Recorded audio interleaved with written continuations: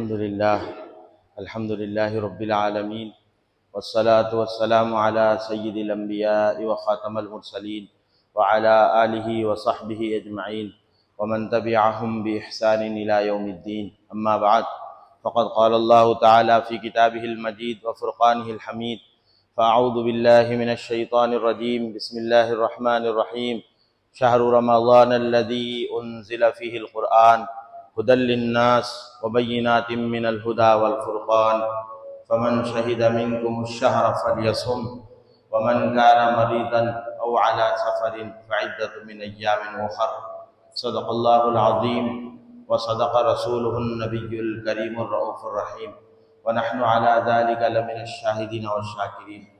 تمام تعریف و توصیف حمد و ثنا اللہ جل مجدہ الکریم کی ذات بابرکت کو سزاوار ہے، جو خالق کائنات بھی ہے اور مالک شش جہاد بھی۔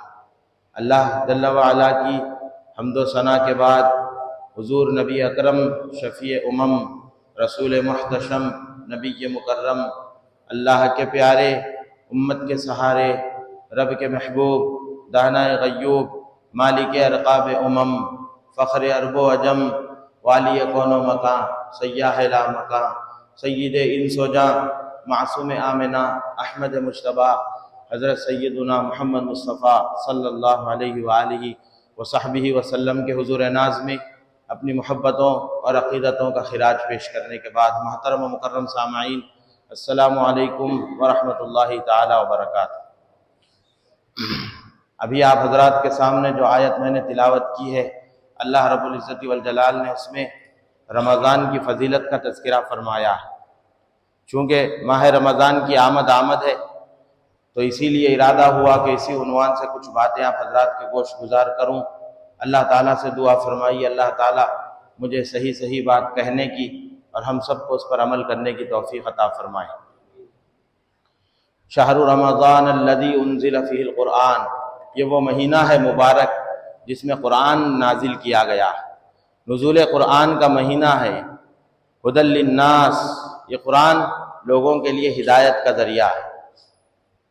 اور رمضان رمضان سے ہے، رمضان کے ایک معنی عربی میں جلانے کے آتے ہیں، تو یہ مہینہ ہمارے گناہوں کو جلانے کے لیے اللہ رب العزت نے ہم کو عطا فرمایا ہے، اس لیے اس کو رمضان کہا گیا ہے۔ اس کی تیاری حضور اکرم صلی اللہ علیہ وسلم 2 ماہ پہلے سے کیا کرتے تھے، چنانچہ دعا فرماتے تھے اللہم بارک لنا فی رجب و شعبان وبلغنا رمضان، اے اللہ ہمارے رجب میں برکت دے، ہمارے شعبان میں برکت دے اور ہمیں رمضان تک پہنچا دے۔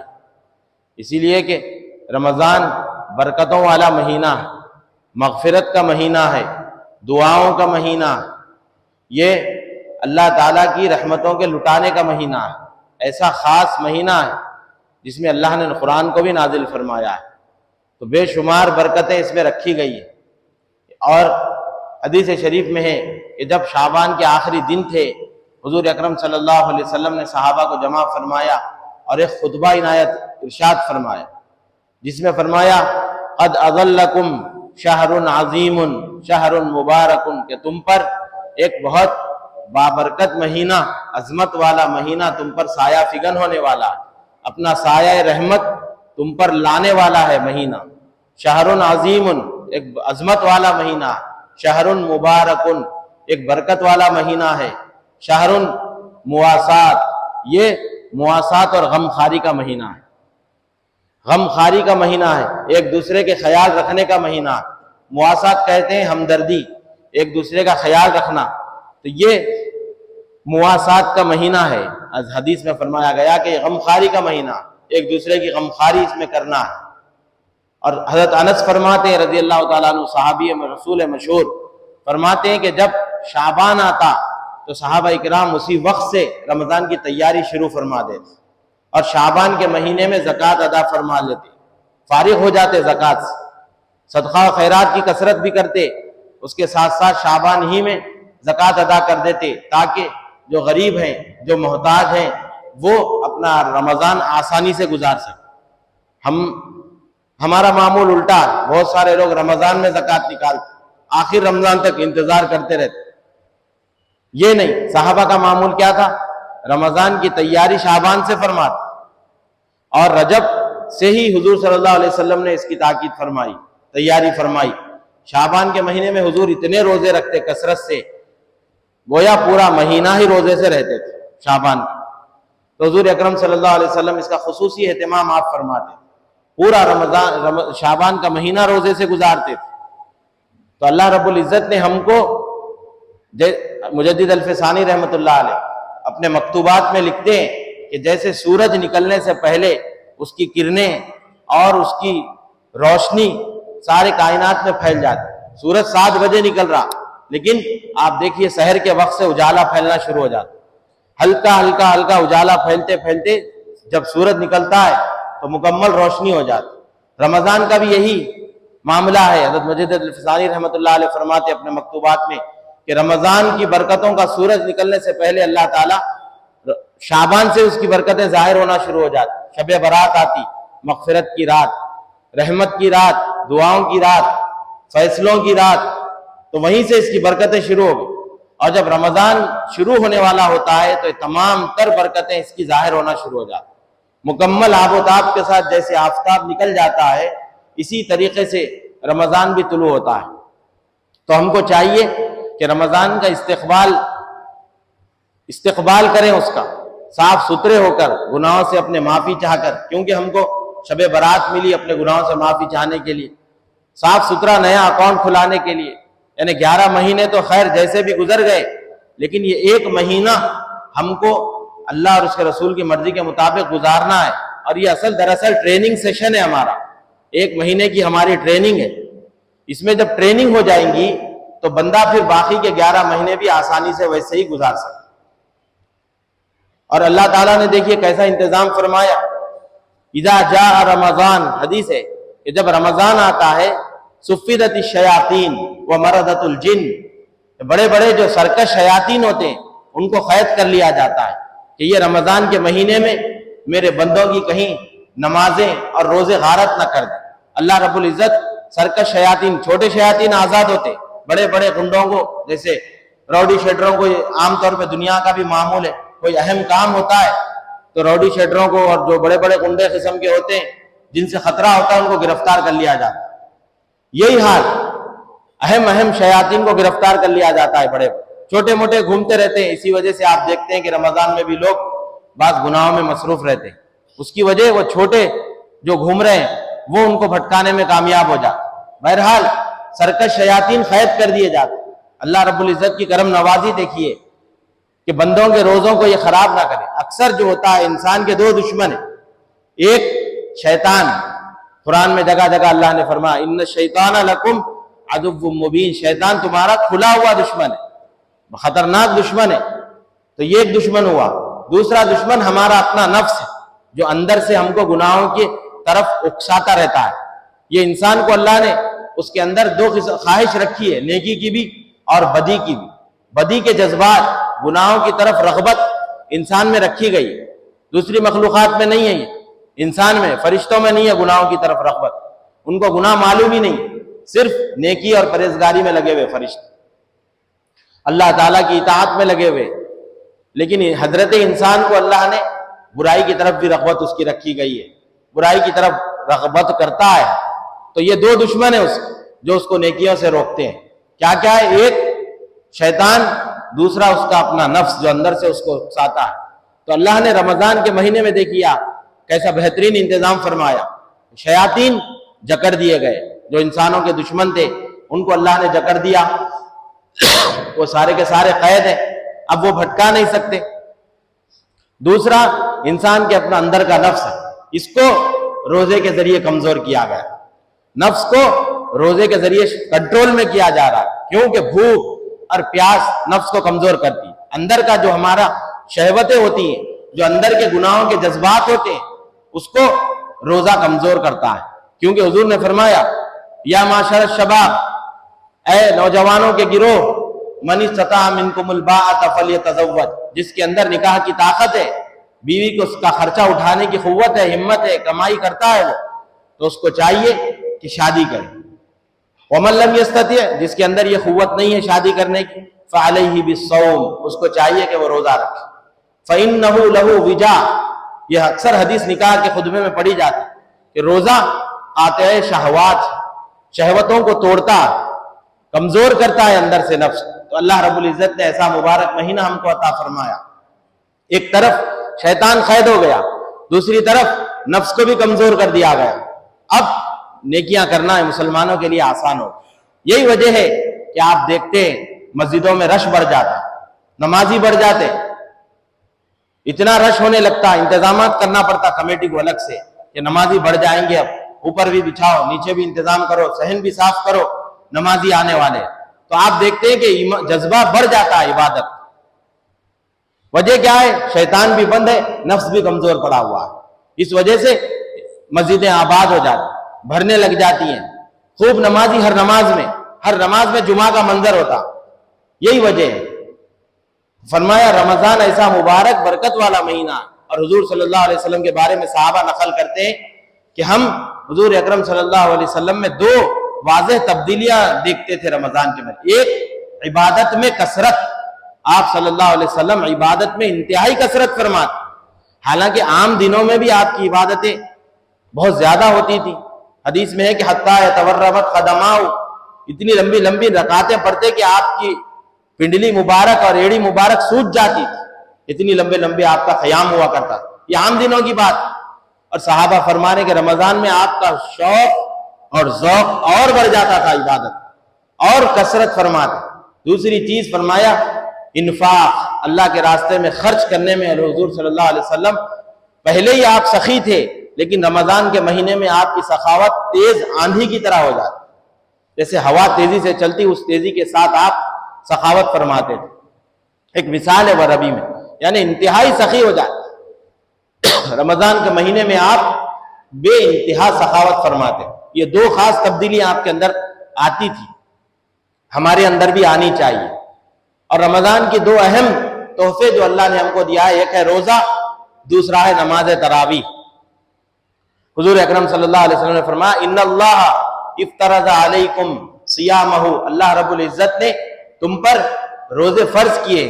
وسننت لکم قیامہ، اور میں نے اس کا قیام یعنی اس کی تراویح، قیام اللیل جس میں ہم ٹھہر کر نماز پڑھتے رات، یہ میں نے تمہارے لیے سنت قرار دی. ایک تحفہ حضور کی طرف سے، ایک تحفہ اللہ رب العزت کی طرف سے. دو تحفے ہم کو اس مبارک مہینے میں دیے گئے. اور حدیث شریف میں فرماتے ہیں، جناب رسول اکرم صلی اللہ علیہ وسلم فرماتے ہیں کہ روزہ اور قرآن یہ دونوں قیامت کے دن شفاعت کرے. روزہ کہے گا اے اللہ رب العزت والجلال، میں نے اس کو دن بھر کھانے پینے سے روک رکھا تھا، یہ روزہ رکھتا تھا، کھاتا نہیں تھا، پیتا نہیں تھا، سب کچھ موجود تھا اور شہوتوں سے بھی محفوظ تھا، رکا ہوا تھا. کیا وجہ تھی؟ میں نے روکا ہوا تھا، لہذا میری شفاعت اس کے حق میں قبول فرمائی. اسی طریقے سے قرآن کہے گا کہ اللہ جب روزہ کھولتا تھا، کھانا کھاتا تھا، سستی آ جاتی تھی، سونا طبیعت چاہتی تھی، لیکن اس کے باوجود نماز تراویح کے لیے اٹھ کر آ جاتا تھا، آ کے ٹھہر جاتا تھا. 1.25 پارہ، 2 پارے، 3 پارے، 5 پارے، یہ مصروف رہتا تھا قرآن میں. لہذا تو میرے حق میں اس کی شفاعت قبول فرما. فیشفعان، حدیث میں ہے کہ دونوں شفاعت کریں گے اللہ کے پاس، اور فیشفع لہما، ان دونوں کی شفاعت قبول بھی کر لی جائے گی. اللہ رب العزت ان کی شفاعت قبول بھی فرمائے گا.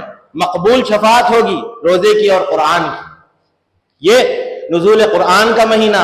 صحابہ کے بارے میں آیا کہ جب رمضان آتا انکبوا علی المصاحف، وہ قرآن سے چمٹ جاتے تھے، چپک جاتے تھے قرآن سے. یعنی اس قدر کثرت سے قرآن پڑھتے کہ اس کی تعبیر کی گئی ہے کہ قرآن سے چمٹ جاتے، چھوڑتے نہیں تھے قرآن. یہ قرآن کا مہینہ، نزول قرآن اسی میں ہوا، لیلۃ القدر بھی اسی میں ہے، تو بڑی عظمتوں والا مہینہ. اور جب جو چیز اہمیت والی ہوتی ہے تو پھر اس کی قدردانی بھی ویسی کرنا پڑتی. سیمنٹ کا تھیلا ہے، لوہے کی لاٹ ہے، آپ سڑک پہ پھینک دیں اس کو کوئی پرواہ نہیں، خراب نہیں ہوگی، حفاظت کی اتنی ضرورت نہیں ہے. لیکن سونے کا چھوٹا سا ٹکڑا ہے، آپ کیسے اس کی حفاظت کریں گے؟ کوئی پھینکے گا گھر کے صحن میں یا چبوترے پہ؟ جیسے سیمنٹ کا تھیلا رکھتے ہیں ویسا رکھے گا کوئی سونے کے ٹکڑے کو؟ نہیں، چھپا کے رکھیں گے، جیب میں بھی نہیں، گھر میں رکھیں گے، گھر میں بھی الماری میں، اس میں بھی اگر تجوری ہے تو اس کے اندر رہے گا، تجوری میں بھی چھوٹا خانہ ہے تو اس کے اندر رکھتے ہیں اس کو۔ کیوں؟ چیز کی قدردانی کی ضرورت ہے، وہ چیز قیمتی ہے۔ تو اس قدر قیمتی مہینہ رمضان المبارک کا ہمارے سامنے آ رہا ہے، تو مہینہ قیمتی ہے تو پھر اس کی قدردانی بھی ہم کو ویسی کرنی پڑے گی جیسے ہم ہیرے جواہرات اور سونے کی کرتے ہیں۔ ایک ایک لمحے کی اس کے قدر کرنا پڑے گی۔ اگر ناقدری ہوگی تو اس کا نقصان بھی ہوگا، اگر قدردانی ہوگی اس کے فوائد بھی ظاہر ہو۔ عبداللہ شاہ صاحب رحمۃ اللہ علیہ نے ایک واقعہ، محدث دکن ہے ہمارے دکن کے، ایک نزہۃ المجالس نامی کتاب سے نقل فرمایا اپنی کتاب میں فضائل رمضان میں، فرماتے ہیں کہ ایک بزرگ کے پڑوس میں مجوسی رہا کرتا تھا۔ مجوسی کہتے ہیں آگ کے پجاری، آگ کی پوجا کرتا۔ مجوسی مر گیا ایک دن، اس کا انتقال ہو گیا، مر گیا، دفنا دیے۔ کچھ دن گزرے تو جو پڑوس میں بزرگ تھے انہوں نے خواب میں مجوسی کو دیکھا کہ جنت میں بیٹھا ہوا، تخت لگا ہوا ہے اور اس پہ آرام سے بیٹھا ہوا ہے اور مزے لے رہا ہے جنت۔ حیران ہو گئے بزرگ، پوچھا تو مجوسی تھا، تیرے ساتھ یہ معاملہ کیسے بنا؟ کہتا ہے کہ ہاں میں مجوسی تھا، لیکن جو پچھلا رمضان گزرا اس میں میرا بچہ دکان پہ بیٹھ کے سب کے سامنے کھا رہا تھا، میں نے اس کو ٹوکا کہ مسلمانوں کا مبارک مہینہ ہے رمضان، تو اس کی بے حرمتی کرتا ہے، اس کی بے عزتی کرتا ہے، اس کی عظمت نہیں کرتا، بلکہ اس نے ڈانٹا اور سخت سست کہا۔ اللہ رب العزت کو اس کی ادا پسند آ گئی۔ وہ مجوسی کہنے لگا بزرگ سے کہ اس ادا سے اللہ نے مجھے مرنے سے پہلے ایمان نصیب فرمایا، اور آج رمضان کی عظمت، اس کی اہمیت کو سمجھنے کی وجہ سے، اس کا احترام کرنے کی وجہ سے آج میں جنت کے مزے لے رہا ہوں۔ تو ایک کافر مجوسی رمضان کا اگر احترام کرتا ہے تو اللہ رب العزت اس کو نوازتے ہیں۔ تو ایک مسلمان جو رمضان کا احترام کرے گا، روزہ رکھے گا، قیام اللیل کرے گا، تراویح پڑھے گا، اپنے عبادات میں کثرت کرے گا اور اس کا صحیح ڈھنگ سے احترام کرے گا، تو سوچیے اللہ رب العزت اس سے کتنا خوش ہوں گے اور کیا کچھ اس کو نوازیں گے۔ ہمارا معاملہ یہ ہو گیا کہ ہم رمضان کو کھانے پینے کا مہینہ سمجھ رہے ہیں، جبکہ یہ صبر کا مہینہ ہے، اپنے آپ کو روکنے کا مہینہ، کھانے پینے سے رکنے کا مہینہ، نفس پر مشقت ڈالنے کا مہینہ۔ ہمارا حال یہ ہو گیا کہ سحری میں اتنا کھا رہے ہیں کہ دن بھر کھانا نہیں، پھر افطار میں اتنا کھاتے کہ دن بھر نہیں کھا سکے، سحری میں اتنا کھاتے کہ اثر تک ڈکار آتے رہتی، پھر افطار میں اتنا ٹھوس رہے، پوچھئے مت، سحری تک کھاتے ہی چلے جا رہے۔ افطار میں کھایا، مغرب پڑی پھر آیا، پھر کھایا، پھر نماز کو گیا، نماز سے آیا پھر کھایا، پھر رات بھر ہوٹلوں سے پھر کے وہاں سے کھایا، پھر سحری بھی کھا رہے ہیں، اور سحری میں بفیٹ چل رہے ہیں شہر میں، وہاں جا کر بفیٹ وہ بھی ٹھوس رہے حلق تک۔ لا حول ولا قوت الا باللہ۔ 3 وقت کھایا کرتے تھے، رمضان آ رہا تو 5 وقت کھا رہے، کھانے کا مہینہ بنا دیا ہم نے اس کو، جبکہ یہ بھوک کا مہینہ ہے، پیاس کا مہینہ ہے، صبر کا مہینہ حدیث میں اس کو کہا گیا، نفس پر مشقت ڈالنے کا مہینہ ہے۔ ہم نفس کو اور موٹا تازہ کر رہے، رمضان گزرنے کے بعد کئی لوگوں کا وزن اور بڑھ جا رہا، جبکہ رمضان آیا تھا ہم کو بھوک اور پیاس کا احساس دلانے کے لیے، غریبوں کی غربت کا احساس ہو، اور ہم اپنے نفس کو کچھ کمزور کر سکیں تاکہ ہم کو عبادت میں، اطاعت میں اللہ کی قوت ملے۔ لیکن ہم نے کھا کر اس کو کھانے کا مہینہ کر دیا، حتیٰ کہ بہت سارے غیر مسلم حضرات یہی سمجھ رہے ہیں کہ یہ کھانے کا مہینہ ہے۔ تو اس طرف بھی ہم کو توجہ دینی ہوگی، ہوٹلنگ کم سے کم کر کے، جو گھر میں پک گیا سادہ سیدھا کھا لیے، عبادت میں وقت گزارنا، وقت پہ سونا، وقت پہ اٹھنا ایک ٹریننگ ہے ہماری۔ اگر ہم یہ ٹریننگ میں کامیاب ہو گئے تو انشاءاللہ ہمارے جیسا رمضان گزرے گا باقیہ سال بھی ویسے ہی گزرے گا۔ اگر رمضان صحیح طریقے سے ہم نے گزار لیا تو انشاءاللہ باقیہ سال بھی پورے 11 مہینے ہم کے سکون اور اطمینان سے گزرے۔ ہم کو عزم کرنا ہوگا، پختہ ارادہ کرنا ہوگا کہ ہم رمضان کو ایسے گزاریں گے جیسے اللہ رب العزت نے حکم دیا اور جیسے ہمارے نبی نے گزار کر بتایا، ہمارے بزرگوں نے اس کو گزارنے کا طریقہ ہم کو جو بتایا۔ کئی بزرگ ہمارے گزرے کہ رمضان بھر ان کے پاس لوگوں سے ملنا جلنا بند کر دیتے، خط آتے تو کہتے کہ رکھ دو، رمضان کے بعد میں اس کو دیکھوں گا۔ رمضان بھر عبادتوں میں، تلاوت میں، اس لیے کہ برکت کا مہینہ، ایک نیکی کا اجر 70 درجے دیا جا رہا۔ آپ نفل صدقہ کریں گے 1 روپیہ، عام دنوں میں 10 روپے کا اجر ہے. آپ من جاء بالحسنہ فلہ عشر امثالھا، ایک نیکی کرو گے 10 دیں گے اللہ تعالیٰ، لیکن رمضان میں ایک کریں گے اللہ تعالیٰ 700 دیں گے. 10 کو 70 سے ضرب دیجیے، 700 نیکیوں کا اجر ملنا. ایک نفل پڑھیں گے فرض پڑھنے کا برابر اجر، ایک فرض کا اجر 70 فرائض کے برابر دیا جا رہا ہے. سیل لگی ہوئی ہے، جیسے ہم کہتے ہیں آج کل کے زمانے میں سیل لگی ہوئی ہے، لوٹ سیل، ڈسکاؤنٹ سیل، تو ہم نہیں خریدنے والا بھی خریدنے کے لیے تیار ہو جاتا. کیوں؟ امیزون پہ سیل چل رہی، فلپکارٹ پہ سیل چل رہی، نہیں خریدنے کے والے کے بھی دل میں آ رہا یہ خرید لوں وہ خرید لوں، انہیں بھی کھول کھول کے بار بار ویب سائٹ چیک کر رہا کیا خرید سکتے، کیا مل سکتا، کریڈٹ کارڈ کس کا ہے، SBI کا کس کا ہے، اس پہ آفر چل رہا. تو جب آفر ہوتا ہے تو ہم غیر ضروری بھی کئی چیزیں خرید لیتے، ایک قسم کا ہمارے اندر جذبہ آ جاتا خریدنے کا کہ ارے سیل چل رہی. تو ہمارے بزرگوں نے تعبیر کیا ہے کہ رمضان ایک قسم کی نیکیوں کی سیل. اللہ رب العزت رحمت لٹا رہا ہے، ہر گھڑی ہر لمحہ. حدیث میں ہے کہ ہر دن بندے کی ایک دعا ضرور قبول ہوتی ہے. رمضان میں ہر دن ایک دعا ضرور قبول ہوتی ہے، اور وہ دن اور وہ لمحہ اس کی بھی تاکید ہمارے بزرگوں نے ہم کو بتا دیا کہ وہ لمحہ افطار کے قریب کا وقت ہے. افطار کو جب 15-20 منٹ باقی ہو، وہ وقت ہے، وہ لمحے ہیں جو دعاؤں کی قبولیت کے ہوا کرتے. تو اس لمحوں کی قدر کریے. روز ایک دعا قبول ہوتی ہے، اگر آپ دن بھر ایک دعا مانگتے رہیں گے انشاءاللہ ضرور قبول ہوگی. 30 دعائیں لکھ کے رکھ لیجئے، روز روز ایک حساب سے مانگتے رہیے، ضرور قبول ہوگی. اور دل میں یہ ہو کہ اللہ تعالیٰ ضرور سنتا ہے، ایسا نہیں کہ اللہ قبول کرتا کہ نہیں، دعا ضرور قبول ہوتی ہے. کوئی دعا بندے کی رد نہیں ہوتی. انشاءاللہ کسی موقع سے دعا کے اوپر بھی تفصیل سے آپ حضرات کے سامنے روشنی ڈالی جائے گی. بہرحال بتانا یہ ہے، وقت بھی ہو چکا ہے کہ رمضان کے مہینہ انتہائی قیمتی مہینہ ہے. ایک ایک لمحے کی قدردانی کرنا ہے. سوتے پڑے ہوئے 12 گھنٹے نہیں، سو کے گزارنے کا نام روزہ نہیں ہے. فجر سحری اتنی کھا لی ہے، اتنی سستی آ گئی کہ اب فجر کے لیے جانا مشکل، سو گئے، ختم. فجر بھی سو رہے، ظہر بھی سو رہے، عصر بھی اٹھ رہی. کیوں؟ افطاری لانا ہے، دعاؤں کے لیے نہیں اٹھ رہی. افطاری لانا ہے، نہیں لائے تو پھر کیسا؟ اگر یہ نظریہ کسی کا ہے تو اس کو بدلنے کی ضرورت ہے. یہ سونے کا مہینہ نہیں ہے. سوئیے ضرور، جو آپ کا معمول ہے 6-7 گھنٹے کا اتنا سوئیے، اس کی اجازت ہے، گنجائش ہے. روزے دار کا سونا بھی عبادت ہے. اس کا مطلب یہ نہیں ہے کہ نمازیں چھوڑ کے آپ سو رہے. تو ہم کو سلیقے سے اس کو گزارنے کی کوشش کرنا ہے اور اپنی زندگی کو مرتب کرنا ہے، اپنے وقت کو مرتب کر کے گزارنا ہے، تاکہ ہر لمحے کی ہم قدردانی کریں. اگر ناقدری ہوگی پھر اس کا کیا گناہ ہے انشاءاللہ پھر کسی موقع سے بیان کریں گے آپ حضرات کے سامنے. اللہ سے دعا ہے اللہ تعالیٰ نے ہم کو یہ مہینہ عطا فرمایا ہے، قریب ہمارے کو شروع ہونے والا ہے. اللہ ہم سب کو اس کی برکتوں سے مالا مال فرمائے اور صحیح اس کی قدردانی کر کے اپنے آپ کی بخشش کروانے کی ہم سب کو توفیق عطا فرمائے. وآخر دعوانا ان الحمدللہ رب العالمین.